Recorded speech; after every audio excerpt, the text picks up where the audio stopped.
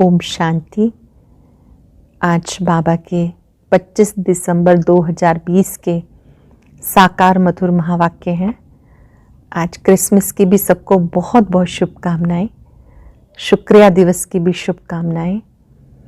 आज बाबा ने बहुत सुंदर बात कही, आप बच्चों के लिए हर रोज़ ही क्रिसमस है, क्योंकि भगवान स्वयं पढ़ाते हैं। इससे बड़ी खुशी और क्या होगी। स्वयं भगवान बहुत दूर से हम बच्चों को पढ़ाने आते हैं।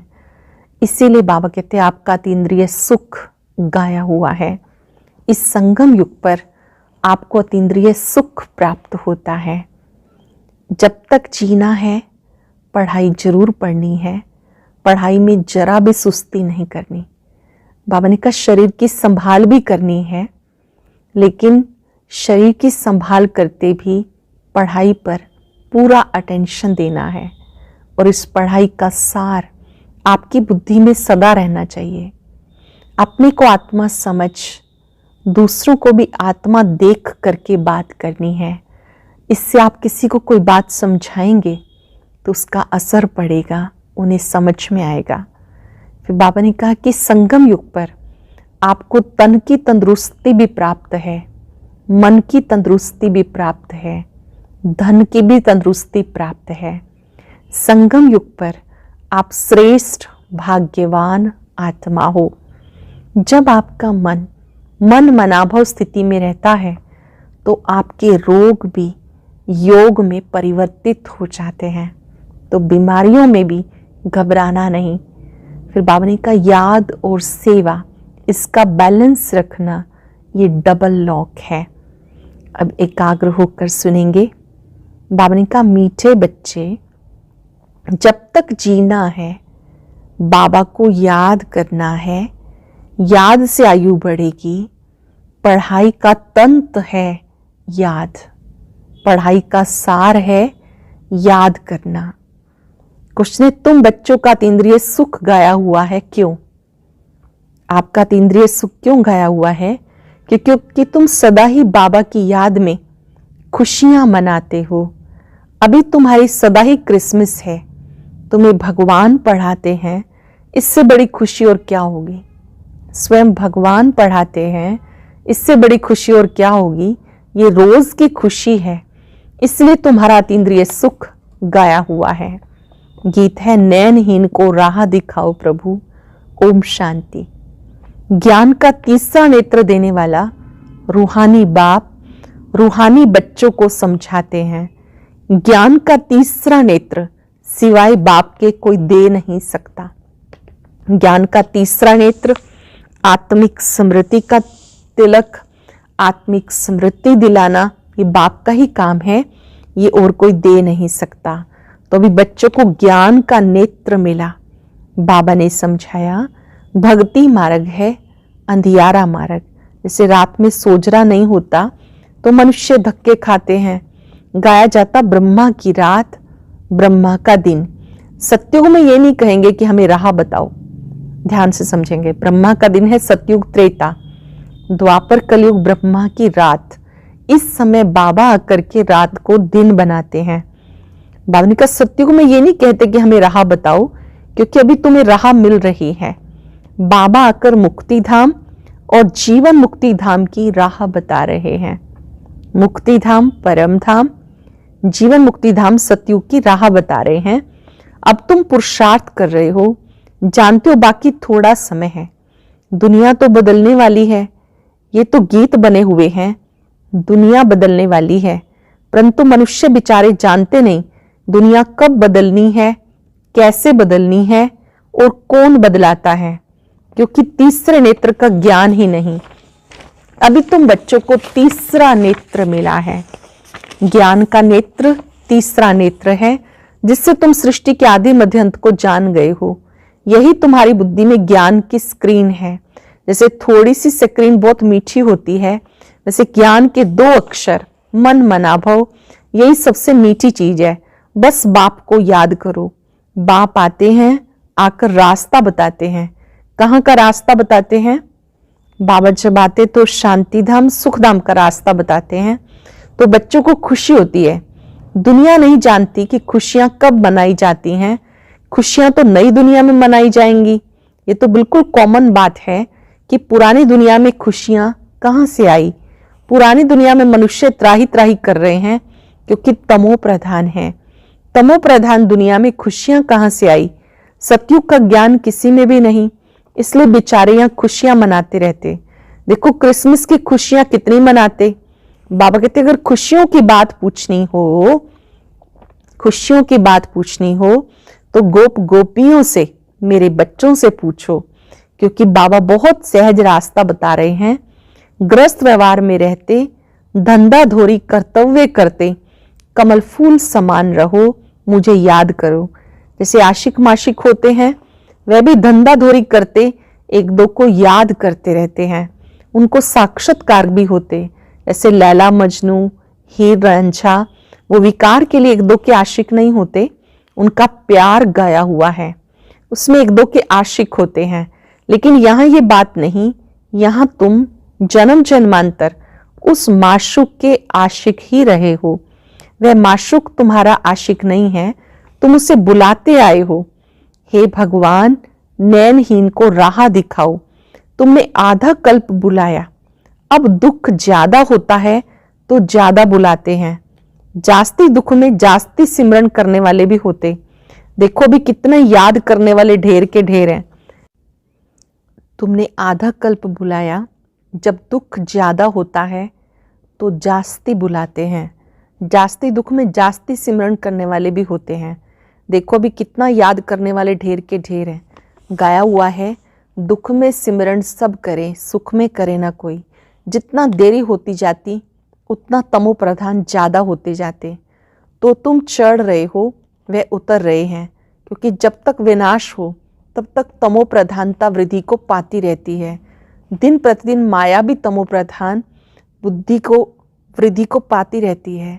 इस समय बाप भी सर्वशक्तिवान, तो तुम बच्चे भी सर्वशक्तिवान, माया भी इस समय सर्वशक्तिवान।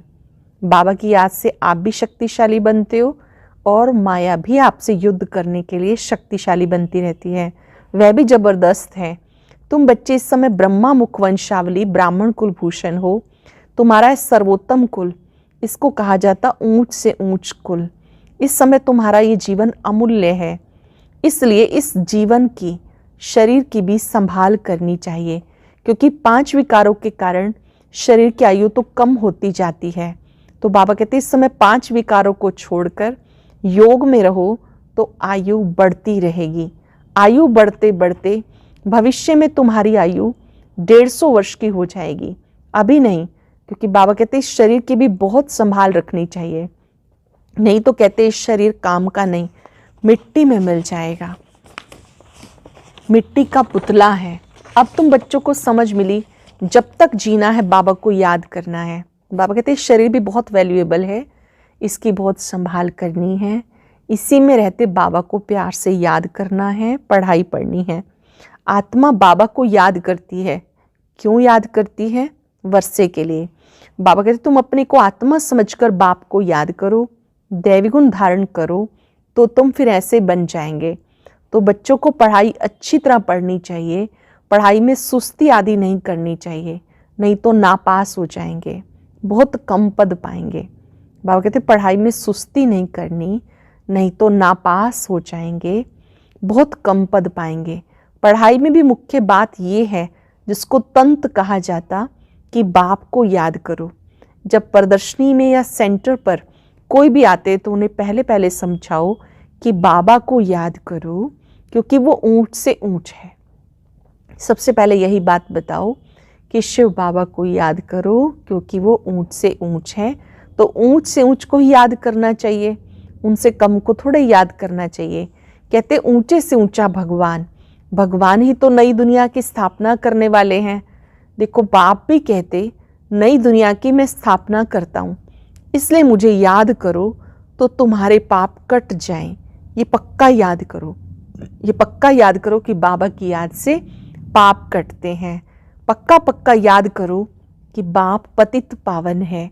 वो कहते हैं जब तुम मुझे पतित पावन कहते हो तो तुम तमो प्रधान हो, बहुत पतित हो, अब तुम पावन बन जाओ। बाबा आकर बच्चों को समझाते, तुम्हारे सुख के दिन आने वाले हैं, दुख के दिन पूरे हुए। पुकारते हैं दुख हरता सुखदाता, तो जानते हो ना बरोबर सत्युग में सब सुखी रहते हैं। तो बाप बच्चों को कहते, सभी शांतिधाम सुखधाम को याद करते रहो। बाबा सबको कहते हैं अपने शांतिधाम परम धाम को याद करो, सुखधाम को याद करो। यह संगम युग, खिवैया तुम्हें पार ले जाते हैं।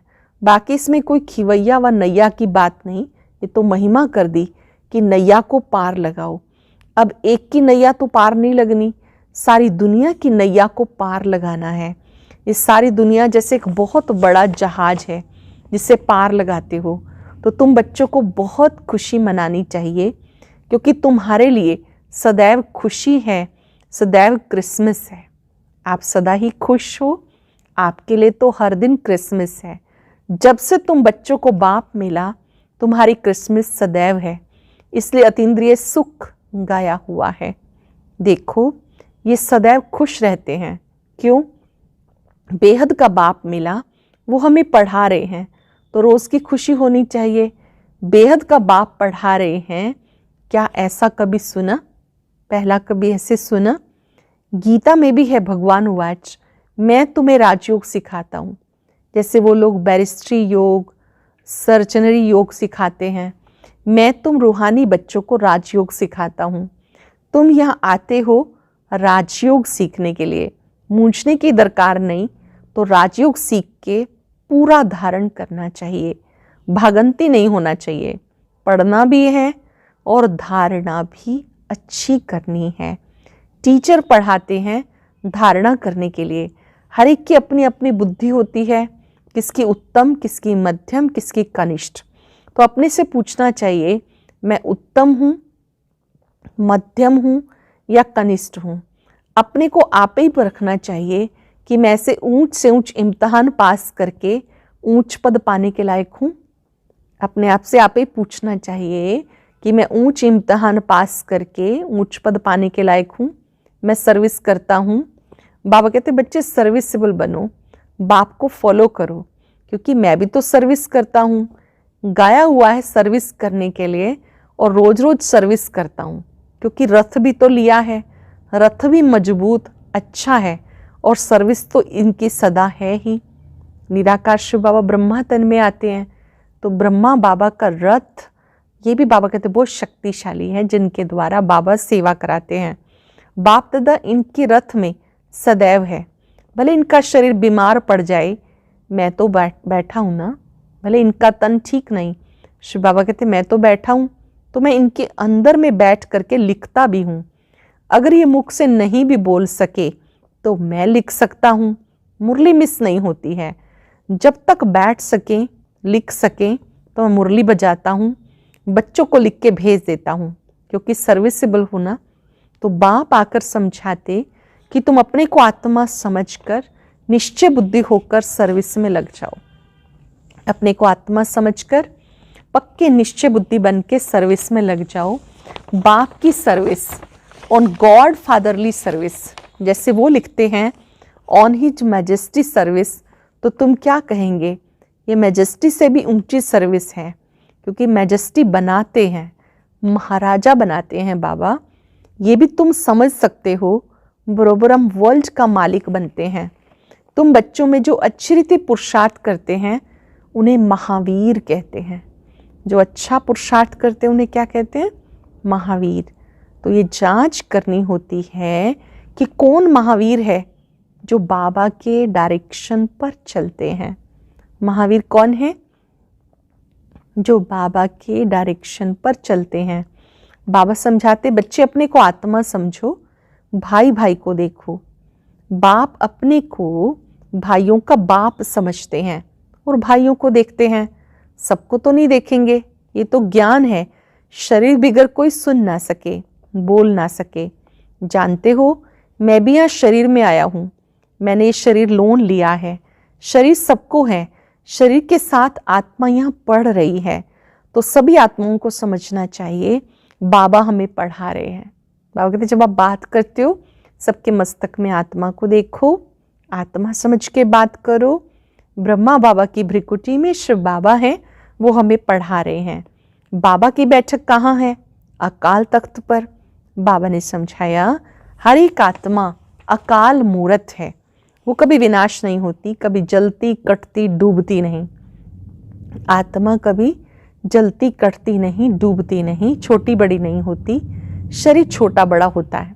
तो दुनिया में जो भी मनुष्य मात्र हैं, जो भी आत्माएं हैं, उनका भ्रिकुटी रूपी ये तख्त है।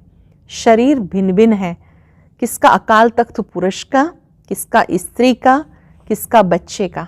तो जब भी किसी से बात करते हो तो समझो कि हम आत्मा हैं, आत्मा भाई से बात कर रहे हैं। बाप का पैगाम देते हैं कि शिव बाबा को याद करो, तो जो जंक लगी हुई है वो निकल जाएगी। बाबा का पैगाम क्या है? अपने को आत्मा समझ, बाबा को याद करो, तो जो भी जंक लगी है वो निकल जाएगी। जैसे सोने में अलाई पड़ती है, वैल्यू कम हो जाती है, तुम्हारी भी वैल्यू कम हो गई, अब बिल्कुल वैल्यूलेस हो गए। इसको दिवाला भी कहा जाता। भारत कितना धनवान था, अभी कर्जा उठाते रहते, विनाश में सबका पैसा खत्म हो जाएगा, देने वाले लेने वाले सब खत्म हो जाएंगे। बाकी जो अविनाशी ज्ञान रत्न लेने वाले हैं वो फिर आकर अपना भाग्य लेंगे। जो विनाशी ज्ञान रत्न प्राप्त कर रहे हैं वो अपना भाग्य प्राप्त करेंगे, सतयुगी दुनिया में ऊंच पद प्राप्त करेंगे। अच्छा, मीठे मीठे सिक्के लदे बच्चों प्रति माता पिता बाप दादा का याद प्यार, गुड मॉर्निंग। रूहानी बाप की रूहानी बच्चों को नमस्ते। रूहानी बच्चों की रूहानी बाप दादा को नमस्ते, गुड मॉर्निंग, शुक्रिया बाबा, शुक्रिया। धारणा के लिए सार। बाप को फॉलो कर बाबा के समान सर्विसेबल बनना है। अपने को आप ही परखना है कि मैं ऊंच से ऊंच इम्तिहान पास करके ऊंच पद पाने के लायक हूँ। बाबा के डायरेक्शन पर चलकर महावीर बनना है। जैसे बाबा आत्माओं को देखते हैं, आत्माओं को पढ़ाते हैं, ऐसे आत्मा भाई भाई को देख के बात करनी है। जब भी देखना है तो सामने वाले के मस्तक में चमकती हुई मणि को, आत्मा को देखकर बात करनी है। बहुत सुंदर वरदान है। तन की तंदुरुस्ती, मन की खुशी, धन की समृद्धि द्वारा श्रेष्ठ भाग्यवान भव। तन की तंदुरुस्ती, मन की खुशी, धन की समृद्धि द्वारा श्रेष्ठ भाग्यवान भव। संगम युग पर सदा स्वयं में स्थित रहने से तन का कर्म भोग सूली से कांटा हो जाता है। स्वयं की श्रेष्ठ स्थिति में स्थित रहने से जो भी तन का कर्म भोग है सूली से काटा हो जाता है। तन का रोग योग में परिवर्तन कर देते हो, इसलिए सदा ही स्वस्थ हो। तन का रोग भी योग में परिवर्तित कर देते हो, इसलिए आप सदा स्वस्थ हो। मन मनावो होने के कारण खुशियों की खान से सदा संपन्न हो, इसलिए मन की खुशी भी प्राप्त है। ज्ञान धन सब धन से श्रेष्ठ है। ज्ञान धन वालों की प्रकृति स्वतः ही दासी बन जाती है और सर्व संबंध भी एक के साथ है। संपर्क भी होली हंसों से है। सर्व संबंध भी एक बाबा के साथ है और संपर्क भी होली हंसों से है, इसलिए श्रेष्ठ भाग्यवान का वरदान स्वतः ही प्राप्त हो जाता है। हम सब श्रेष्ठ भाग्यवान प्राप्त हैं जो तन मन और धन तीनों ही सुख प्राप्त हुए हैं। स्लोगन है याद और सेवा दोनों का बैलेंस ही डबल लॉक है। याद और सेवा दोनों का बैलेंस ये डबल लॉक है। आज हम अभ्यास करेंगे। मैं श्रेष्ठ भाग्यवान आत्मा हूं। अपने भाग्य के सितारे को चमकता हुआ देखेंगे।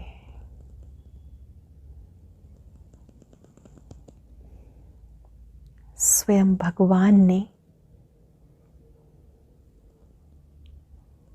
मुझे तन की तंदुरुस्ती, मन की तंदुरुस्ती, ज्ञान धन से भरपूर किया है।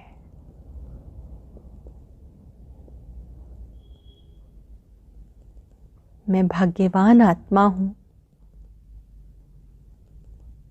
जो भगवान मुझे पढ़ाते हैं।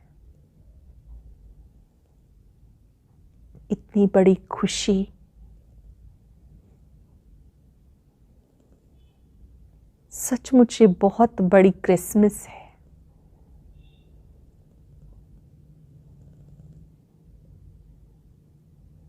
महसूस करें खुशियों के सागर की, खुशी की लहरें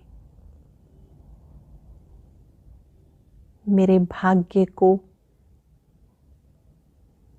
और अधिक चमका रही हैं।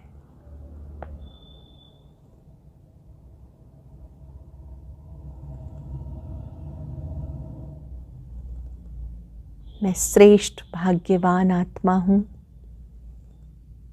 जब तक जीना है पढ़ते रहना है। शुक्रिया बाबा, शुक्रिया।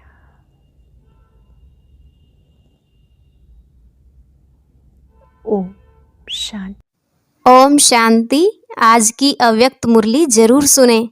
उसके लिए ऊपर दिए गए बॉक्स को टच करें।